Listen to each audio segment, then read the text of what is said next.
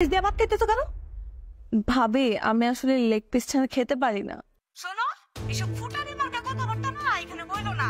এই সংসারে অনেক সময় বাপ না খায়াও থাকতে হইতে পারে, অভ্যাস করো। ভাবি সামান্য একটা লেগ পিস, এটা খেলে কি এমন হয়ে যাবে? রানের টুকরা তোমার কাছে সামান্য হইতে পারে, কিন্তু আমার কাছে সামান্য না। তুমি রানের টুকরা খাইবা কেন?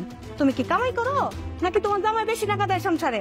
রানের টুকরা যদি খাইতে হয় খাইবো আমার জামাই, মাছের পাতাটা খাইবো আমার জামাই। কারণ কি জানো? কারণ সে সংসারে বেশি টাকা দেয়। তোমার যদি রানের টুকরা খাওয়ার এত ইচ্ছা করে তাহলে তোমার জামাইরে কয়ো সংসারে বেশি টাকা দিতে।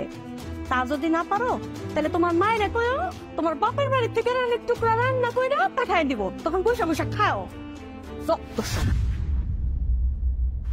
লেগ পিস খেয়েছি সেজন্য কি হয়েছে?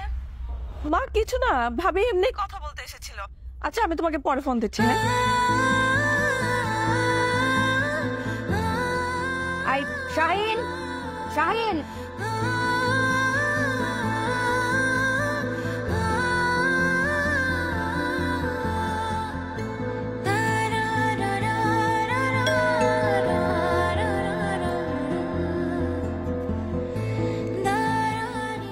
তোমার মা ভাবি কোথায়? ডাকো সবাইকে।